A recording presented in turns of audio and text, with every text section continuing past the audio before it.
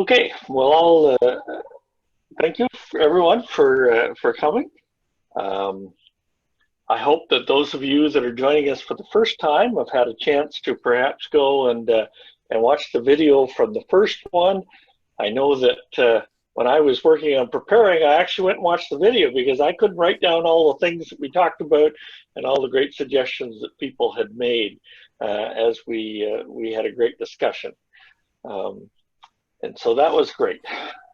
I'm going to again start out with a few slides, and uh, and then we'll take a break and we'll have our discussion. So I'm going to share my screen. Everyone see that all right?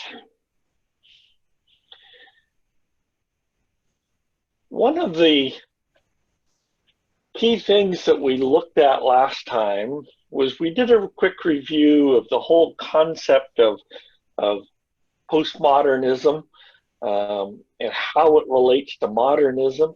And we even talked about the idea that there is a reaction to postmodernism called post-postmodernism. And the question that I'd like to explore tonight as we go through our discussion is to say, so what has been the impact of these things on the church? And in particular, what have we learned? And so we want to look at it in terms of saying postmodernism has had some impact on the church, and even more recently, the pandemic has had a big impact on the church. And so we want to explore then the question of, so what have we learned about this? One of the questions that people keep coming back and asking is to say, have we, in the process of becoming Community of Christ, have we become postmodern already? And certainly there is some argument or there is some claim that would allow us to say, well, in certain ways, that's very true. If we wanted to look at it in a very crude way, one of the ways that we could describe our transition from who we were as a church 40 or 50 years ago, unfortunately, all of us here remember that time. But if we look at the church that we were, the RLDS, we could describe that in a way of saying we were trying to squish God into who we were as a church. That whole idea of the one true church, even though that wasn't necessarily part of our experience from, say, the 60s and the 70s, we still had the legacy of that idea that we were this special church and that somehow we were trying to put God inside who we were as a church. But over the last 40 or 50 years, as we looked at this transition in becoming Community of Christ, we can see that we went from being very doctrine focused to much more of a principle-based focus for describing who we were. Our whole identity began to be described by these principles. Part of that was clearly in response to the needs of the church. Part of it was in response to our changing context as a church. As we begin to spread into more places in the world, we begin to see how the rule-based or the law-based or the doctrine-based approaches to things didn't necessarily make as much sense in many of the places we went to in the world as they did for us here in the Western world. Part of doing this and going through this process helped us to understand that God was a lot bigger than the church, that we could be part of something that was much bigger than simply our expression of church, and yet at the same time retain those things that made sense to us and that gave us our identity and made us unique. And so one way of looking at that transition is to see it in these terms. And again, I thank my artist friend David Hayward, the Naked Pastor, for those useful images. This change could be expressed in a whole bunch of different ways, but it fundamentally changed how we saw ourselves. It changed our identity as a church.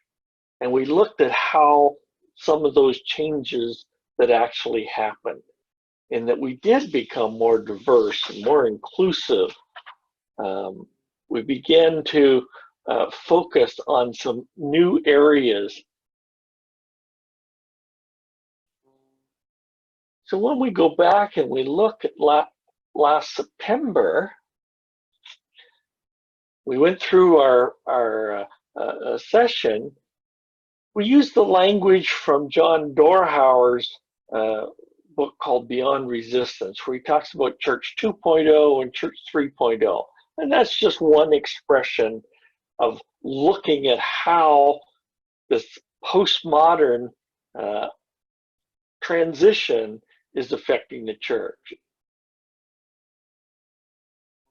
But you recall that as we talked about this transition from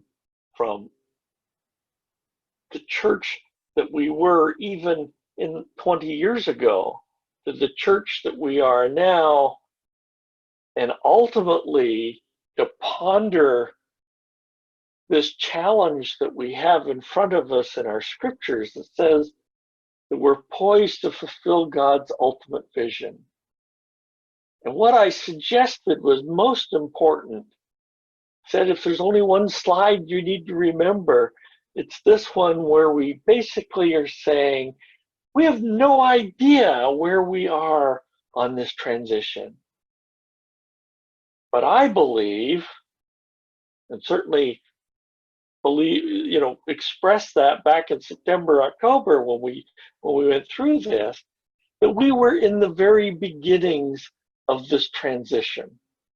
That even all the changes that we had gone through of going from RLDS to Community of Christ, and even as we continued to progress along that vision, we have this sense from our scripture that God has much more in store for us.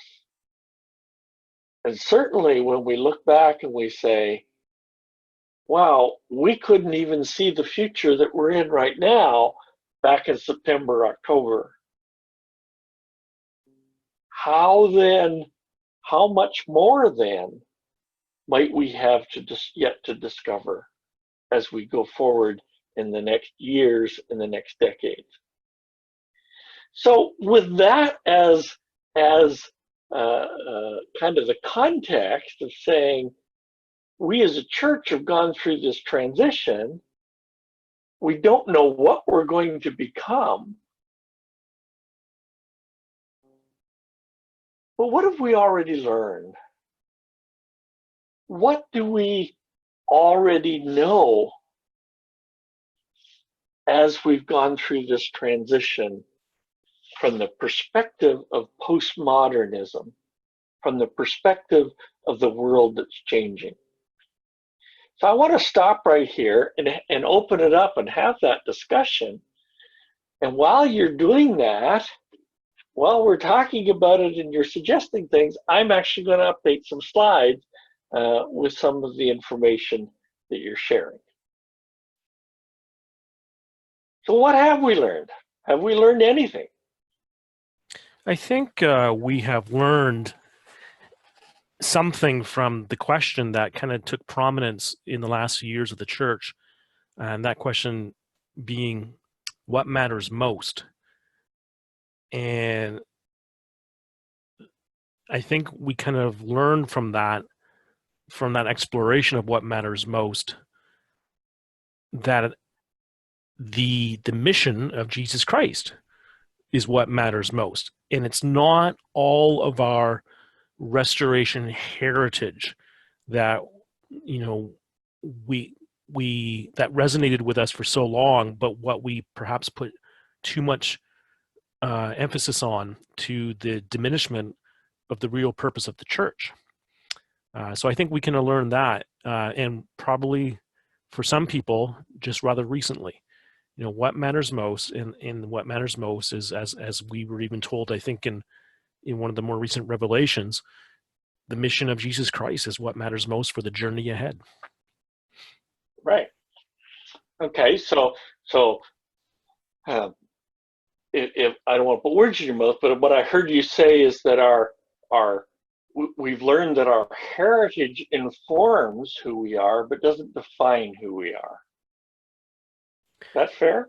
It is fair. Yeah, I would agree with that. And I think we've just realized that as well. Like we, you know, that those kind of terms about, you know, we're not what our history, you know, we're not locked by our history. You know, that's Right. terminology that we're now using. So we're learning that as well. Right. And that was very much expressed by Grant McMurray, who kind of borrowed it from Mark Scheer, the historian, where he said, "Our history is not our theology." Right. Yeah. Okay. Okay. Anything else? What else have we learned as we've gone through this transition? Lou, I think we have learned the importance of community in different ways than we were thought of it for many years. I mean, for many years we went to church and had our worship in our community, and then suddenly we couldn't do that. And so we're finding new ways to connect with one another, and how important that is, and how valuable some of the new technology is that allows us to do things we never imagined before, and we can see people and talk to them from a distance. Right. Okay. So thank you. So I should have given you a little foreshadowing that I want to talk particularly about this transition from that was driven by this change from to a postmodern mindset that went from RLDS to Community of Christ. And then we're going to have the same discussion as we talk about the pandemic. Okay, so what Lorna said is absolutely true in the context of the pandemic. And so we'll grab that when we get there in a few slides from now. Okay, anything else? I think one thing is that we have learned about what church is, and many of us have grown out of the bricks and mortar, and that church is everything. Our whole life is church. Everything we do is church, and our concept about church is that it's wide open for everybody and anyone at any time.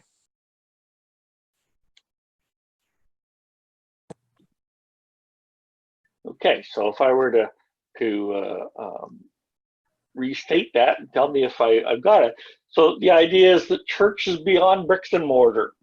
In other words, it's also beyond Sunday at 11 a.m. Right, absolutely. And that everything is church. So that includes, classes. It includes service projects. It includes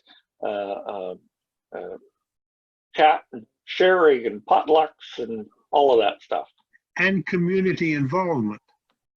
Okay. Lew, Catherine here. There's also the change about outreaching to new people to come into the church. It's not enclosed. You know, the history is important, but as a person myself who's only been with the church since say 2002, I'm getting up to 20 years. I can't believe that one. It's been around, but it's still that concept that the new enduring principles is reaching more people. And I Okay. think it's really important that that be recognized as we move forward. And now that I'm 20 years, I got to start thinking beyond that. I got to keep reaching out.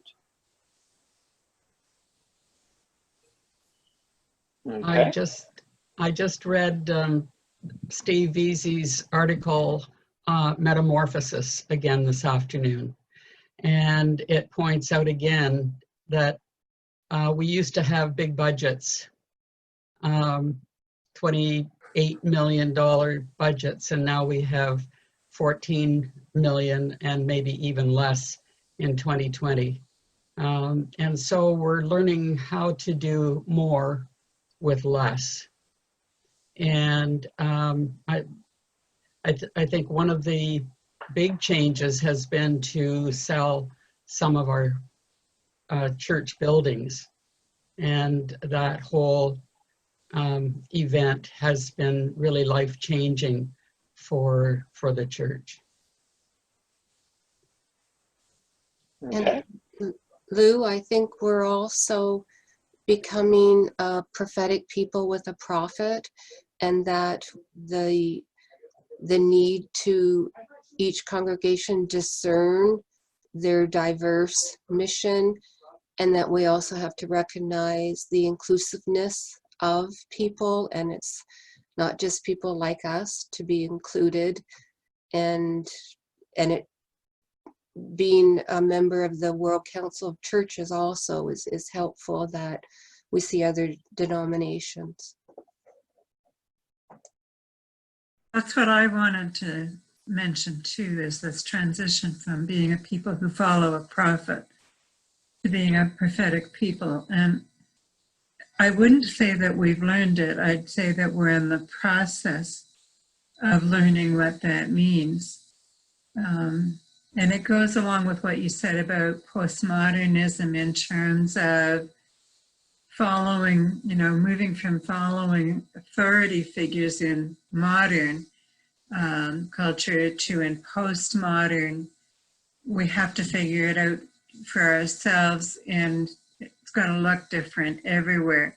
But I'm not sure we've really grasped yet what it means to be a prophetic people and to follow the leadings of the Spirit, just intentionally discern the leadings of the Spirit and follow the leadings of the Spirit in our communities, rather than following a program that's handed out from World Church. I think in many of our congregations, we still have a tendency to want to be able to follow that program, have somebody else figure it out for us, and then we'll do it. Okay.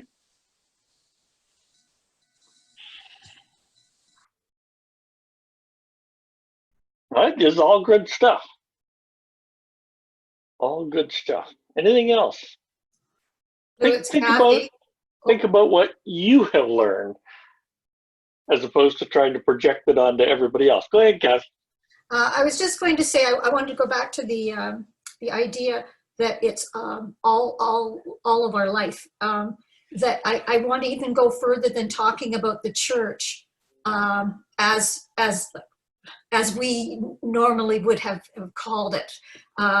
Things that we do as a congregation here or whatever, but to where we are working and where we are going to school. I mean, it's more all of your life. We can't compartmentalize. It's just everything who we are. It's reflects Christ. I was going to also mention, Kathy, because we're transforming. We're having a spiritual transformation, and our church does encourage that. So needing to understand with our spiritual practices and our new theology and how we become transformed. Okay, excellent. I think too, we have learned a new vocabulary over the last number of years. That new vocabulary has come from writings of people within the church, but certainly from writings that we read from outside the church, which have enriched our understanding of who we are and who the world is, and where the world is around us. I think also in the our understanding of the vocabulary that we use, there has also been a change in emphasis on the sacraments, and we have a different understanding, a different application of how we use and understand the sacraments.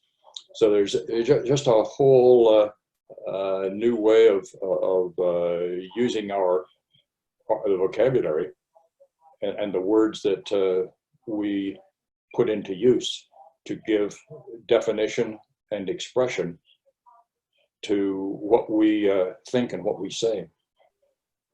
Okay, that's great. Yeah, John, do you have any particular?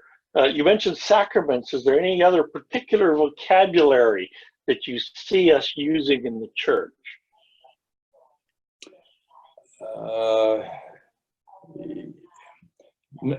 Specifics don't come to mind right now. However, okay. In saying that, from readings of people and from writers outside the church,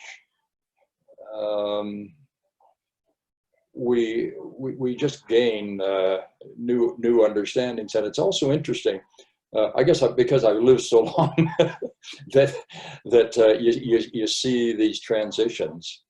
Richard Rohr comes to mind, who uses a vocabulary that enhances who we are, and lets us see who he is, and lets us see who he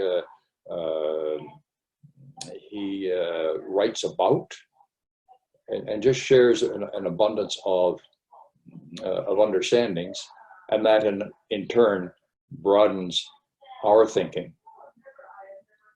Right. Okay. So I've added a bunch of other names here that you'll see. So as we begin to talk about the insights of people like Barbara Brown Taylor and Diana Butler Bass and Richard Rohr and Marcus Borg and Walter Brueggemann, what I hear you saying is perhaps that gives more texture. It gives a richness to our discussion as we include these other sources. Is that fair? That's true. Okay. All right. Any other suggestions or any other observations of things that you have learned? I think we, as a church, have learned that we are one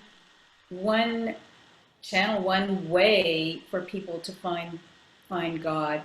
That we are not the one true church. And we are not in competition with other faiths. That we are rather could be in partnership with them, and are in partnership with them. Could be more in partnership with them, but not in competition.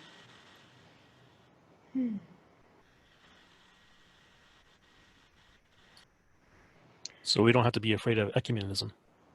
I was going to say the one thing that I've learned is that not only are we encouraged to think outside the box, we're encouraged to live outside the box. And I think that's amazing. And even before the pandemic, those people who have technology skills have already created Beyond the Walls and opened our faith and our presentation of who we are and who God is to the world. And I think that's quite fascinating and exactly what we should be doing in living outside the box.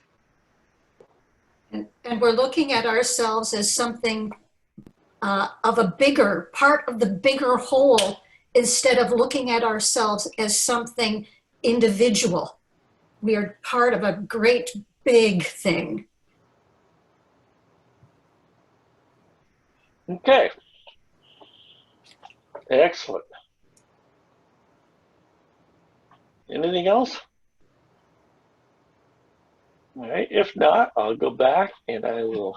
Just one quick comment. I haven't done a lot of external reading, but what I have read, I'm finding that none of it is really contradictory or in opposition to what we are now moving into through the various principles. It's many times it's complementing what we have done. Yeah, that's a really good observation. That the concern or the history that we kind of came up with as a church, it was kind of expressed as we should be the ones teaching, not being taught. And that got that made sense as you think about the history of the Restoration, because they were pushing back against this idea that, oh, you had to be somebody from New England that went to university and had a degree in order to be part of that church. And part of the wonder of the Restoration, part of what we got out of that, was this idea that no, we could all participate, we could all be part of that. Unfortunately, it came with those ideas kind of translated into an anti-intellectual, anti-outsiders, if it wasn't something that we had created, then it didn't have value. And so, yeah, I think that's a good observation that John made, talking about vocabularies as we look at stuff, and Uncle Claire in mentioning that it expands. We begin to see ourselves as part of something bigger because we hear other voices that are saying the same things that we are. And that makes our world much bigger, and I think much richer, and gives it more texture when we can realize that together there's a whole community of churches that are trying to make a difference in the world. So yeah, I think that's those are great observations. So let me just show you what I have updated here as we talk. We talked about what matters most, and come back and underscore really that the church is about the mission of Jesus Christ, and we're going to talk about that in a few slides more here. We talked about the importance of our history. But the Restoration heritage informs who we are, but it doesn't define who we are. And we can see, for instance, that in fact is very much being informed by postmodernism. We talked about last time in response to one of the questions how when we look at our LDS cousins, we can very much see that as kind of representative of this idea of modernity, authority rules, and a postmodern approach to it. And certainly dealing with our heritage history is one of the very different things that distinguishes Community of Christ from our LDS cousins. I always liked the way that John Hamer described it very pithily. He said they at times have excommunicated historians. We took a historian and made him president of the church. And so it kind of captures that we had gone through this process of dealing with our history. Doesn't mean that every individual has, but as a church, we have gone through the painful process of saying, gee, it may not have happened exactly that way, but what is the most important thing about it? what do we have that is still have value that goes beyond just the historical, did it or didn't happen exactly that way, particularly when our history became our mythology, and so we struggle with that. All organizations have the challenge of dealing with their mythologized history. And the longer you hang around, the more of that you have to deal with. So that's an important one. Made the point that church is beyond bricks and mortar. We're beginning to expand our understanding to say church doesn't just happen on Sunday at 11, but that everything is church. The classes, the service, the potlucks, and so on. I know that when in Ottawa, when we would have our bi-weekly class, I always tried to make a point to say, welcome to church, to get across that idea that everything that we do is part of what it means as we work together as a community. Enduring principles allows an appeal to different people, to people who perhaps have not experienced the kind of church that we're trying to create in the past. Talk about budgets, and in particular, the issue of building assets and whether or not they're still needed. This question of budgets is going to be huge as we come out of the pandemic. We know that. If you're really interested, go back in the last one or the last two Heralds. There was an article that reprinted a presentation that Steve Veazey gave to the World Church Finance Board. I would suggest that in there are some hints that we're going to have to see big changes in the structure and the organization of the church. Now, I don't have any inside knowledge.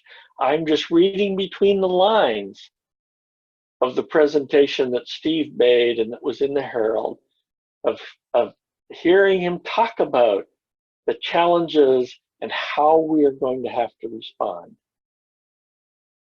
So we'll see how my prophetic instinct plays out over the next few years.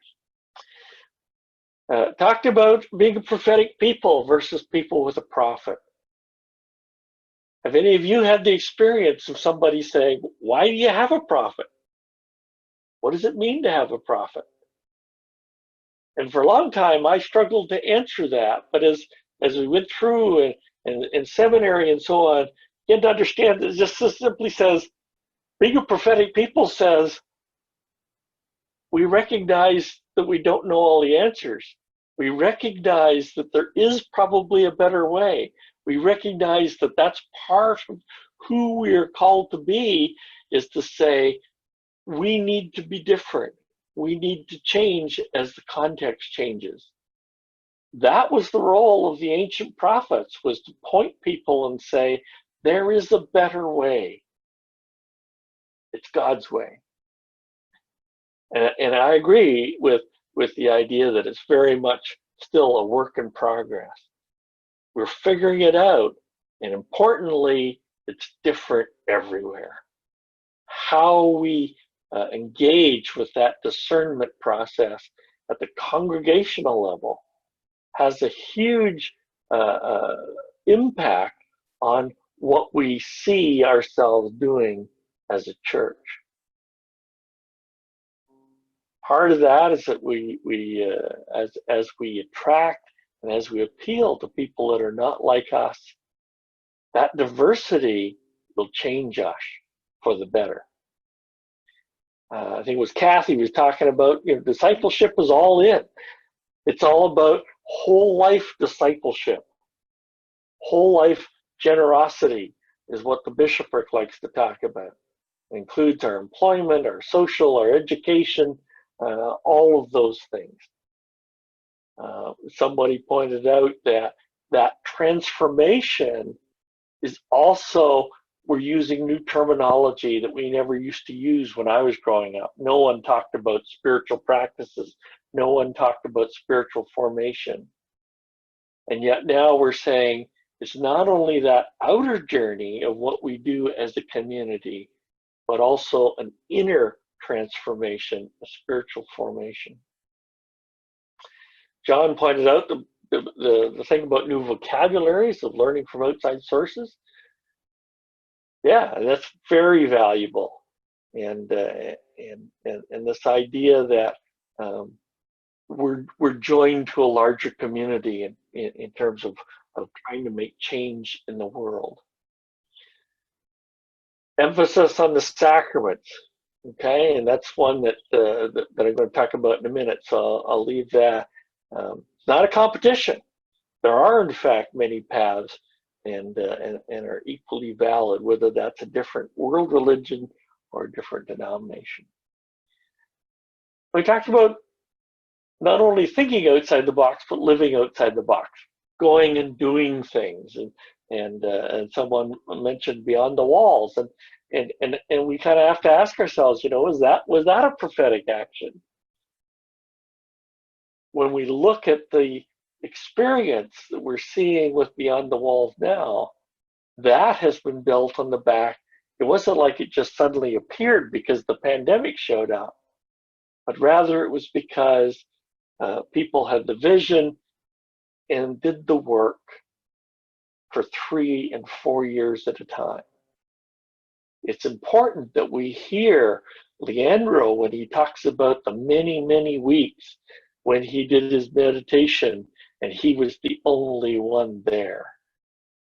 And the many times that they did other activities and there was no one there. Sometimes we have to just do the work in order to get the results that we're now seeing from it. Here's some of the things that I had. You filled in a great list there, and there'll be some duplicates, but one of the things that we've learned is that we're living history.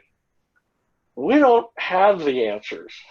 There is no cookbook, there's no recipe book that says, oh, here's how you make this kind of a transition, the size of going from a world based on modernity to one that's based on postmodernism. There isn't any handy guide for doing that. But we're living that history, and we need to embrace that, because future generations, I think, will look back and see us as having lived through that time of transition. Dara mentioned last time when we were talking about, realizing that generosity is not reasonable. It's not logical. We've learned that generosity is an outcome. It's a response. As we think about our whole relationship with money over the last 50 or 60 years, it's changed dramatically. Versus as kids, we grew up, figuring out what your increase was and paying your 10%, kind of like you do with your income tax. Different approach. John had mentioned about sacraments, and I highlight that here too, is that we're coming to a much greater understanding about how sacraments are for almost all. And we still have some issues when we look at baptism and we look at communion and things like that. We've come a long ways. I'm sure Kathy can remember she and I having uncomfortable conversations when she was asking, why can't I participate in communion before she chose to be baptized? And we've come a long way in our understanding of what it means to offer sacraments. We've also begun to change the way that we look at priesthood in terms of being those who invite, enable, and share sacraments, of making the sacred real for people. Another thing that I think we've learned that is absolutely huge going forward is that responsible scripture interpretation matters. It matters very, very much because there are many people who have been wounded by those who use scripture, who use words as weapons, as they use it to exclude rather than to include. And so the idea of being able to go out and to say, we use Jesus, we use what Jesus taught, we use everything that we know about this Jesus as the lens by which we evaluate the scripture. We look at it through that, the idea of the incarnation, and that's what gives meaning to the scriptures for us. That translates into we're inclusive. It's about how do we change the status quo. It's about the upside down kingdom. It's about being radical. If you want to put on your scholarly hat for a second, you can think about our scripture statement and our understanding of it is kind of an interesting thing, because we're using reason, but at a different level. And so in many ways, it's kind of not the postmodern, well, it can mean whatever you want it to mean. That's not what we're going. We're going back and saying, no, scholarly research, that matters. How we interpret these things, that matters. And we compare that to the literalism that was really, literalism that we see in the evangelical movement is actually a fairly recent phenomenon. It's like a couple of 100 years old. And it was very much simply a reaction to the age of reason. And so it's just kind of a funny thing where we're kind of coming full circle on the understanding of Scripture and how we can do that. Continuing revelation in the process of discernment.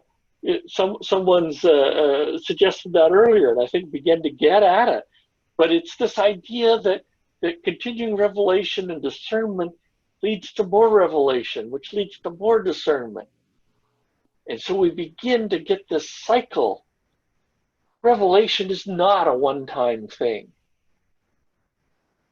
Hopefully, last week, when I put up some of those scriptures from the Doctrine and Covenants, as you now sit here in the middle of this pandemic, did you not hear some of those words perhaps in different ways?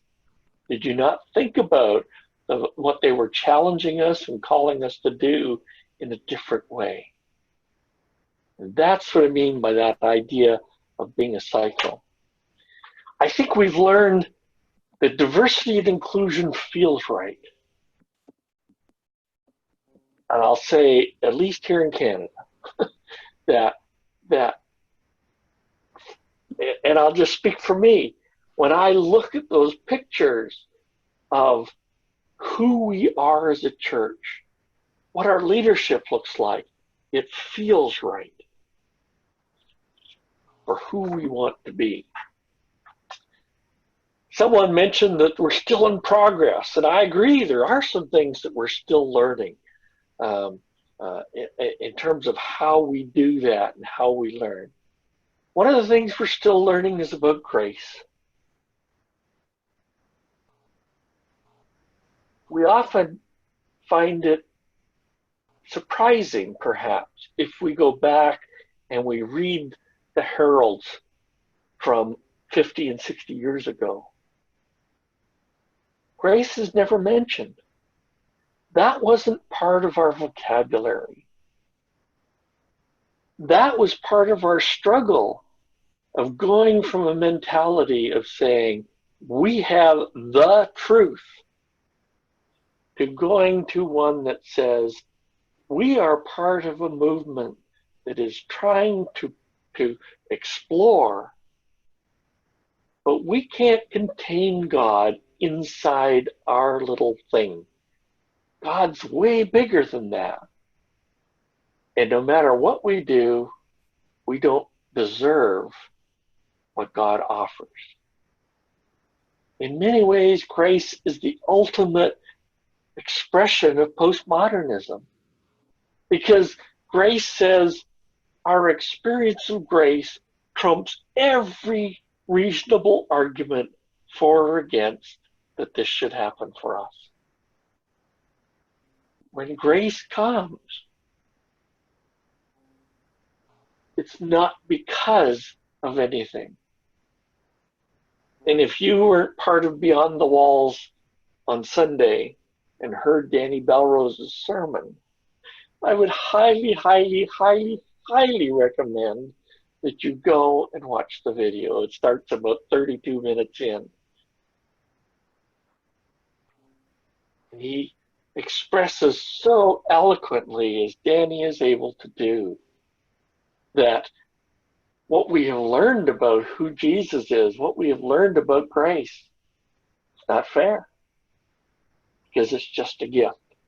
And that's something we're still learning as a church, but it has enormous impact on what we offer the world, what we offer our neighbors, what we offer people who walk through the door or show up on our screen. So I'm getting into preaching mode there, but it has a huge impact on who we can become as we embrace that.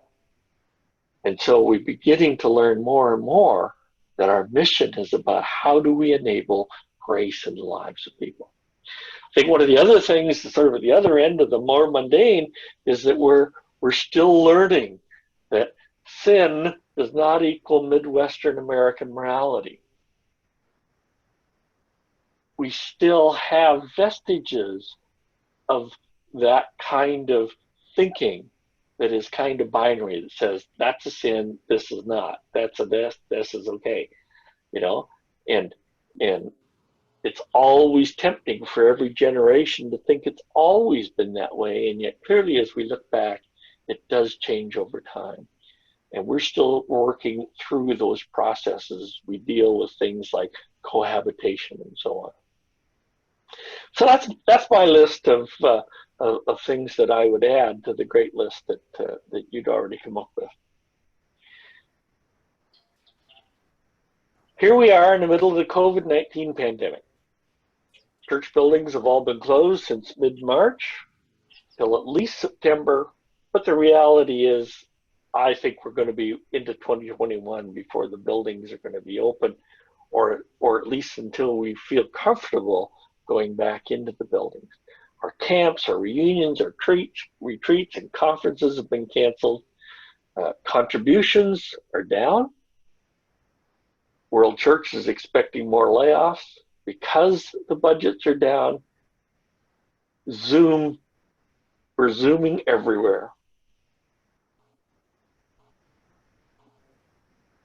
Again, I want to open it up and ask, so what have we learned as we've lived here through the pandemic? And again, I'm going to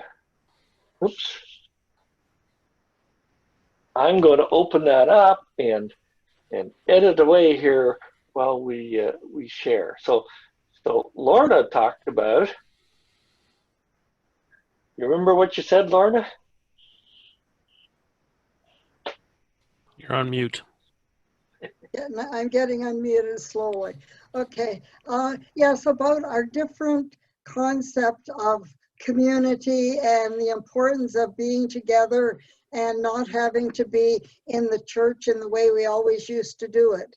That it can happen on Zoom and in coffee times and whatever. And the realization that we do need the community, but not necessarily how we used to think we needed it. Okay, good. What else would you say that you've learned during the pandemic. Again, I encourage you to think about, what have you learned? What has fundamentally changed for you as you think about the pandemic in the context of church? So it's Kathy. Hmm? I've discovered that that I need, if you want to look at church on different levels, I need that group of people that really know me and know my background and know my story, and I know their story, because I need them.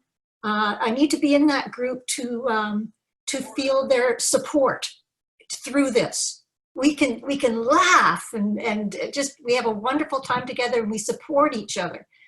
But I also need, on another level, I need what we're finding when we go into a different setting, and it could be beyond the walls. It could be something like a Port Elgin one, where everybody's interacting during the church service. It's like, but you hear different voices than you normally hear, and you hear different stories, and the people that are there are not just from Port Elgin. They could be from Missouri. They could be from wherever they are, but everybody's chiming in, and we're going into little chat rooms and we're getting personal.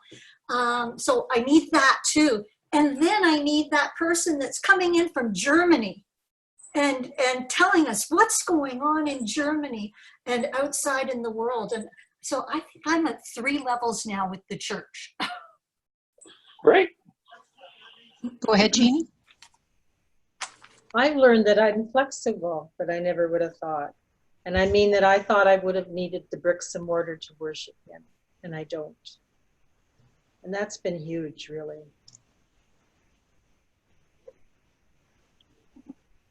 Excellent. Claire? I thought, as I mentioned once before to our Scarborough group, that when they had communion remotely, I thought to myself, this is never going to work. It's not going to feel right. But the first time we did it remotely, I felt as much at home as I would have at church, and I felt the Spirit, even though I was here by myself, and I knelt down and listened to the prayers. I felt just as at home and with the Spirit as I would have in church, and I was most pleasantly surprised. Terry? I have immensely found it wonderful to be part of this eCamping experience and all of the Zoom applications that we're participating in. But I have dearly missed the local context. What I mean by that is our neighbors, missing people in our town that I was newly meeting over the last 18 months who were coming to some creating connection groups that we had, or that we were visiting in their retail stores and sharing about faith matters. And as we have recently brought the eCamping in play, I have found myself the last few days calling some of these people and sharing, things which are compatible with their spiritual journeys, and found that every phone call was like a half-hour long with these folks, because we missed the time together in the rich conversations which we had had. And so somehow the local for me has not been as present as the more widespread connections with folks. Yeah, so I hear Kerry kind of saying he values all those things that Kathy's talking about that have widened and broadened and enriched, but we miss things. So let's follow that thread for a minute. What have we missed? Kerry expressed, talking about coffee and conversation friends and rich conversations. I know that Troy shared the experience about finally having a backyard get-together and how wonderful it was. But he said the one thing that he missed, guess what it was?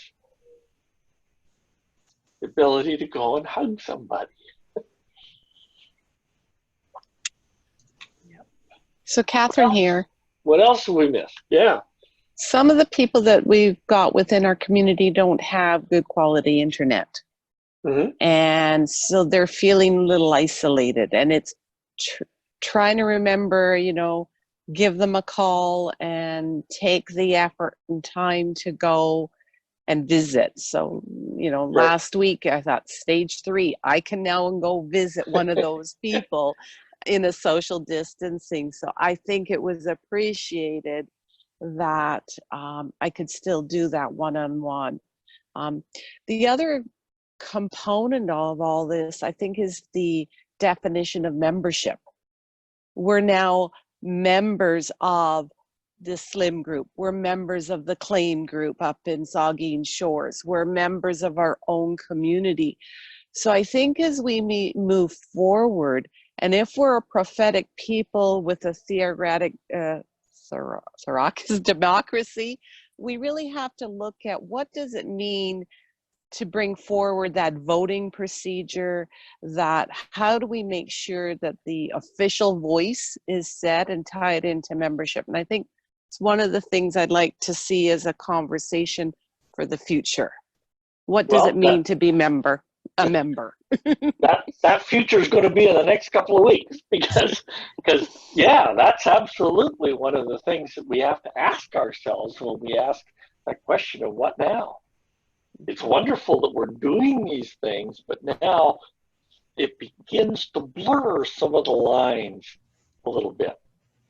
So when you're seeing things like Slim and the Claims group and stuff like that, without the building assets and the issue of generosity, their generous response, they're putting their money into projects. They're buying the children's gifts. They're buying gift cards, and they're actually handing them out and giving them out. So it's a different type of service as we look at moving forward.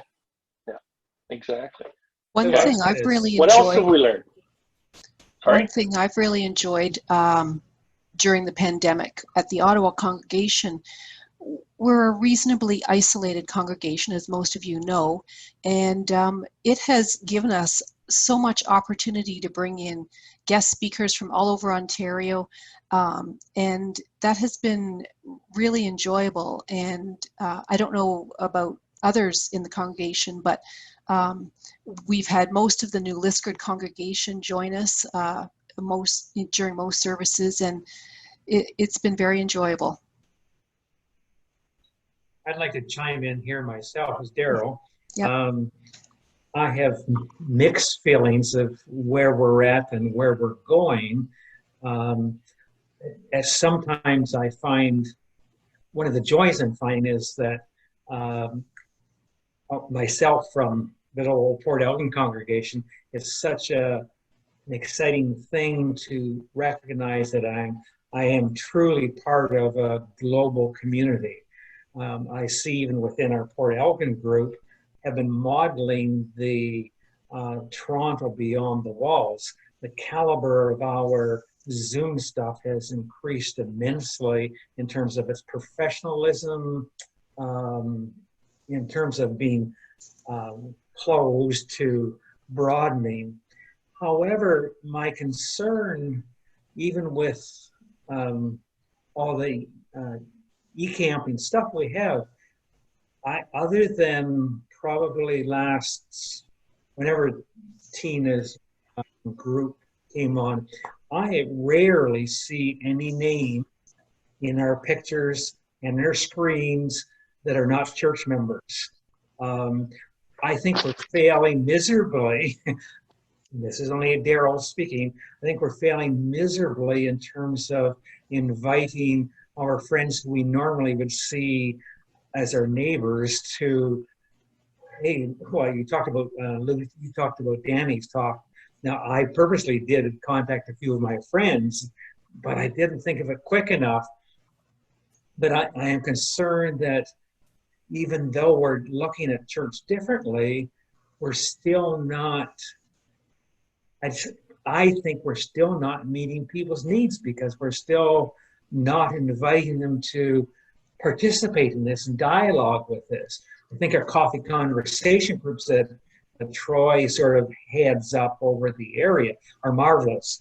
I think the creating connections community that I've shared in several times have been fabulous, because instead of just connecting with us as church members, we're now connecting with community members and friends.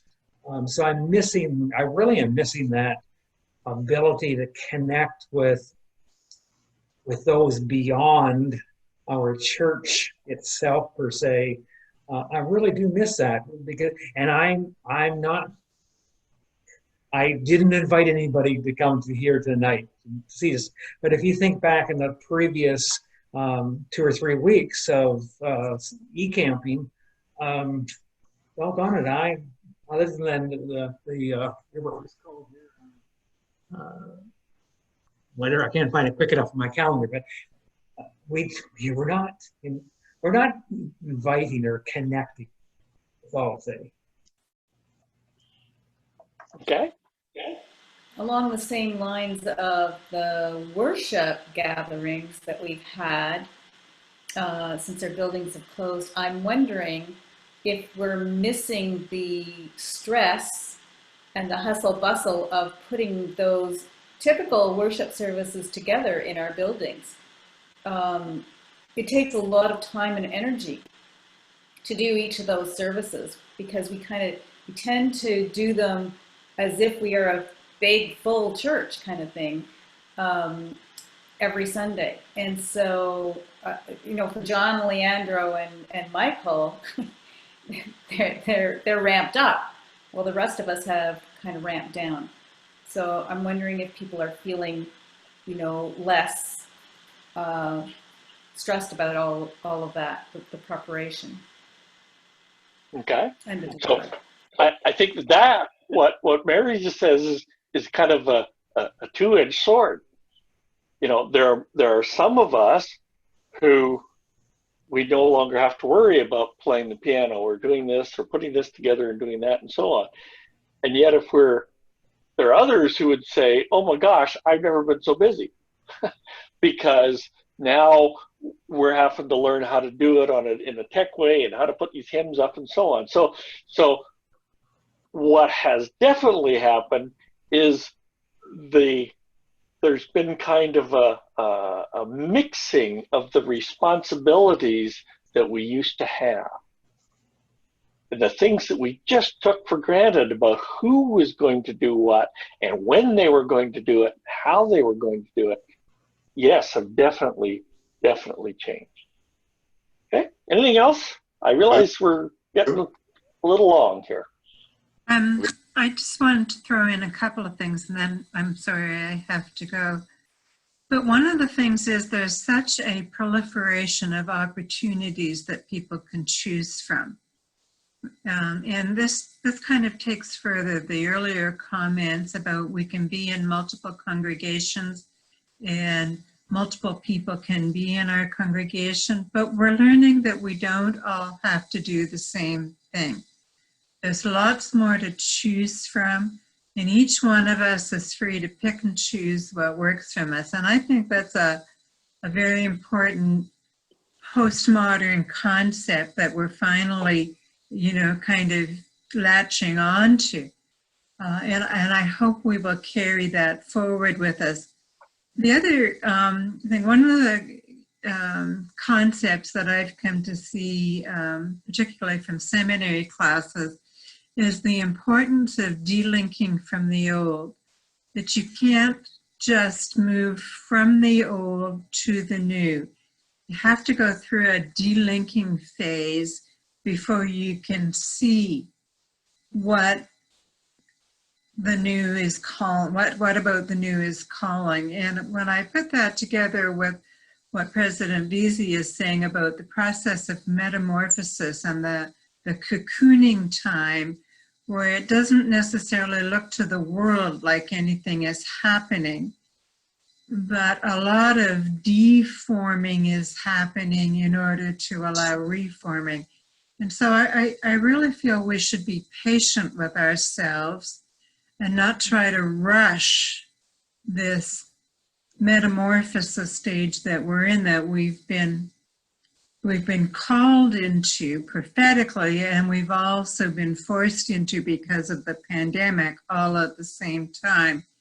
I really think it's a critical time of just de-stressing and recentering so that we can then see the way forward.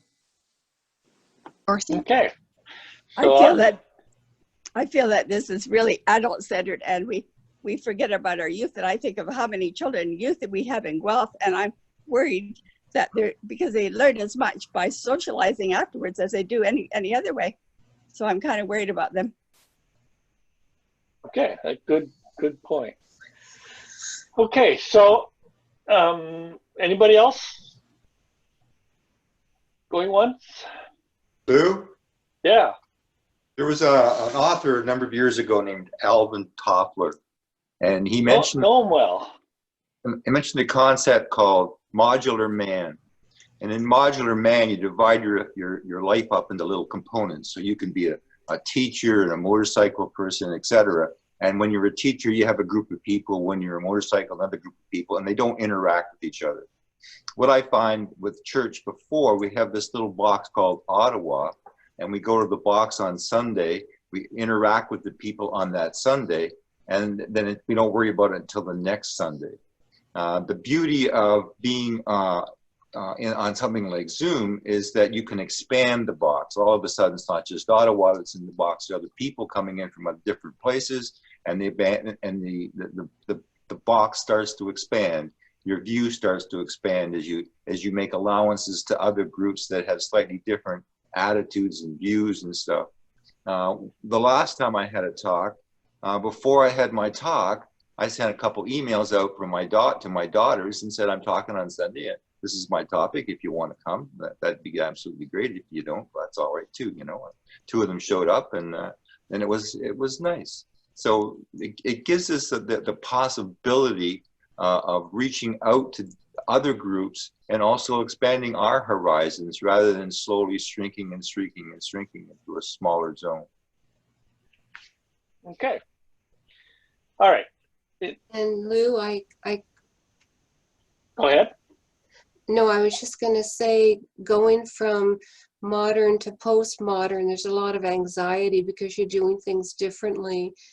And I appreciate all this technology connection, but in talking with youth, they're like, what's school going to look like in September? I'm really anxious. And my grandmother's now going into a nursing home. I'm anxious. So there's a lot of anxiety, mine included, in this pandemic. So there's been positive, but there's some pretty negative we need to be aware of. Yeah. Anytime there's a lot of change, and particularly when that change comes with so much uncertainty, it's stressful for everyone. So here's some of the things that I noted down, and I think those are all great expressions of our individual response. What's curious is that there's kind of no neutral. Nobody's standing up and saying, well, it's really not different. We have come through this experience, and something has spoken to us, something has called us, something has motivated us in a way to say, that's different, that's better, or gee, I really missed that. I didn't realize how important that was to me. So I'm just going to zoom through the things that you just heard people talk about. Kathy talked about needing a community that knows her. And yet at the same time, it's wonderful to have all those different expressions, those voices. Jeannie talked about realizing that we can be flexible, that we can do things in a different way. The sacraments, fascinating. Online communion, it actually works. And we begin again to say how prophetic that we as a church have gone through this process in time so that we could experience that as we went through the pandemic. And we really do need to recognize that it was the center, the youth in Toronto, the youth group, name escapes me at the moment, but Alfredo and that group who prodded the church to say, we need to look at this because it's important. And Community place. Community place. I knew it was something place, and I couldn't think of the first word. Thank you. And so that has been a huge blessing because all over the church, because we got prodded and responded to that prompting. We do miss some things. I'm going to talk about that in a second here. Point the membership is less binary. We're realizing that, hey, it's not as clear cut to say, oh, I belong here in this pew, and that's my definition in the context of the church. We can do things, but as Daryl pointed out, we still have much to do to invite friends and neighbors and to share all of these good things that we're seeing happen, to share them with others. Some of us learned that we don't miss the stress of doing a bunch of things. And yeah, I definitely can identify with that. And I keep asking myself, was it really necessary that we do those things? Or did we just because we always have done them? And that's the discussion that becomes really interesting as we look forward. This idea that we don't all have to do the same things. If you're like me, grew up in the church, if the door was open and there was something going on, we were there. Whether that was anything that we were actually interested in, it didn't matter. Everybody kind of did all of these things. And sometimes I think lots of people grew to resent some of that stuff. Joan made the point about delinking from the old, the need to not just immediately embrace something new, but to give ourselves time to experience that. And then Jim made a point about the expanding the spheres for interactions. I recognize that I'm taking your time here, so I just got to finish up this section and then we'll talk about what we're doing next week. Some of the things that I had put together was that community can exist online. That not only is our Zoom worship different from our experience in Ottawa, we actually have more people showing up, more than we do on a Sunday morning.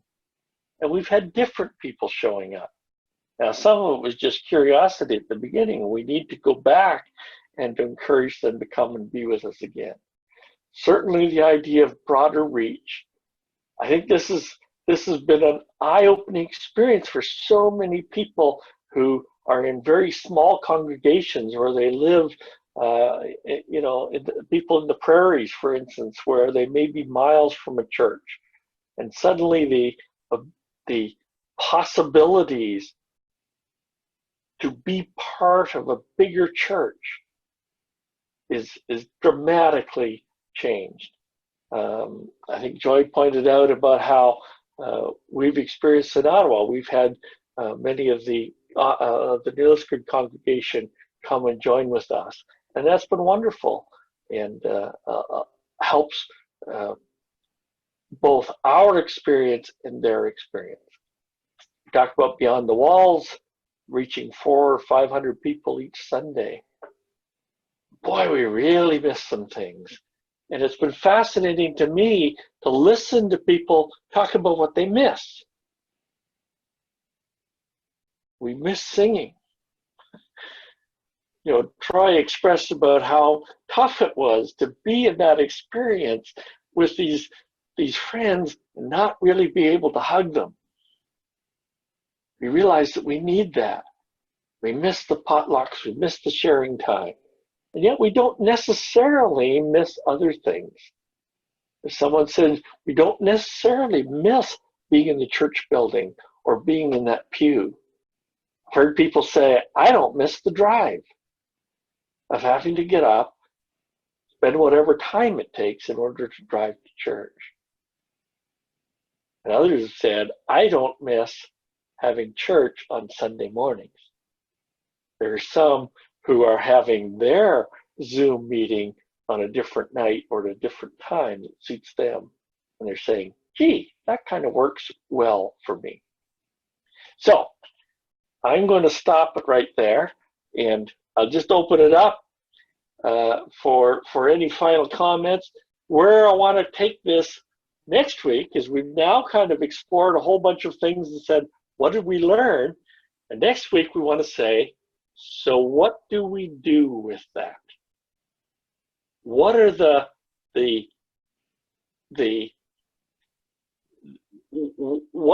what can we do with what we've learned? How can we approach and say, this is the kind of change that we could make. These are the kinds of programs. These are the things that we won't do anymore. These are the things that are different that we could do. And so we want to explore a bunch of those kinds of ideas next week. So anyway, I'll just open it up and feel free to unmute yourself. And any other thoughts? Are you going to put this into something that's usable again in the future, or does this become a paper for us to explore? Because I think a lot of it is so important that we share this with others in and around us, that we somehow make sure that these learnings keep moving forward. So something printable, Lou? Printable, We'll see. it could be a more formal PowerPoint, I don't know. One of the things I'd really like to see is if we can somehow have a library of all these guest speakers, is, you know, taking Danny's 30 minutes and taking this one, or taking the congregation choir from beyond the walls and making sure we're able to use those new hymns within our other different congregation settings. So I think there's a lot that we need to be able to explore and share. Yeah, it would be wonderful to have you know, an online resource of all those different great sermons that we've heard on Beyond the Walls, or anybody else that's recording them. I will admit that when I did the Restoration 3.0 thing, those of you that were on it, you know, remember that I did a lot of kind of repetition and dragging, you know, going back and reviewing stuff all the time. And so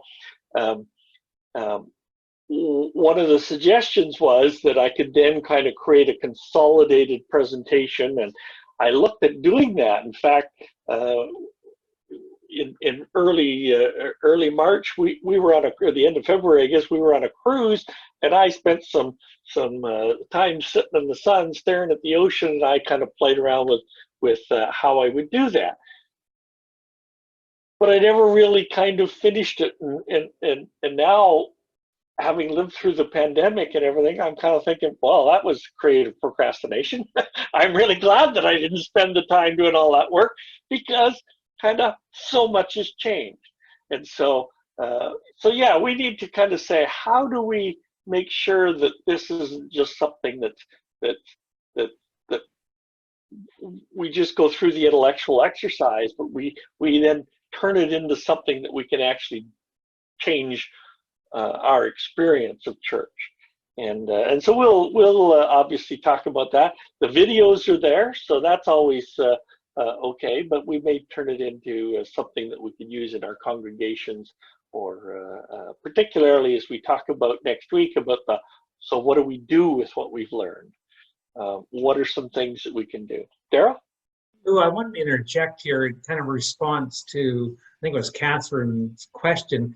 I've been talking with John Hamer from a selfish perspective, saying we're a small congregation. We're lucky we have one person to play the piano, but the choirs on Beyond the Walls is fabulous. And so my conversation with him, is there any way smaller congregations that don't even have anything can tap into at least using your choirs that we can sing at home together and that type of thing? And John was way ahead of him. Talk about being a prophetic people.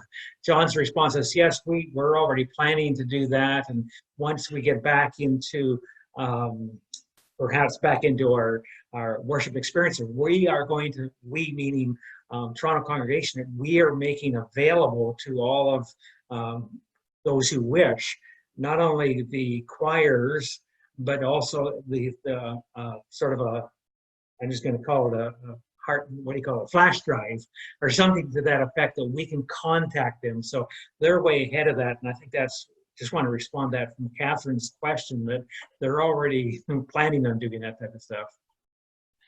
Yeah, that's great. I know that when we first started doing our Zoom things, I immediately talked to Janae Grover. Janae was one of my seminary classmates, and so I sent her an email and said, you know, she's a great musician and involved in a lot of the resources, and she kind of said the same thing. It's like, oh, Joey Williams is already talking to John Hamer there, you know. So there's at least recognition that you know, it's great to have the accompaniment for the hymns, but all of a sudden now we realize, gee, there could be a much better resource, which is to give us something to sing along to. I am just in awe of how much work Leandro does to put that together every week. Yeah. Woodfield is using the Beyond the Walls choir on their Zoom services now, and that's been a big improvement. I don't know the technology behind that, but Ron Rowbottom could certainly be helpful with that, Catherine, if you're wanting to use. And the big plus with Beyond the Walls is the choir and the use of their hymns is that they don't just use the 10 familiar hymns. They use them all. And when you read the text, they're perfect for the worship that day. So that's just a little side. Yeah, I mean, wouldn't it be wonderful to have, you know, we have some of those African hymns. It would be fabulous to be able to get those congregations to sing it so that we could learn to sing with the joy that they have. Yeah. Mary? Yeah, Leandro says he absolutely loves putting those together. That's his passion. He's very happy doing it. Well, my homework for each of you tonight is to send Leandro an email and tell him how much you appreciate it and how much it enhances all of that worship. So that's your homework for this week. Anything else? Well, I apologize for taking 50% more time than we advertised. And I hope that you're finding it useful. And if you have any other ideas, by all means, send me an email, and we'll see what we can do to put some of this more of this discussion together, so that we can talk about, again, next week. Let's say, what do we do with this? Not prescriptive, but just some ideas of how we might take what we've learned and what we still might learn in order to figure out where we go next. Okay. Thank you, Lou. All right.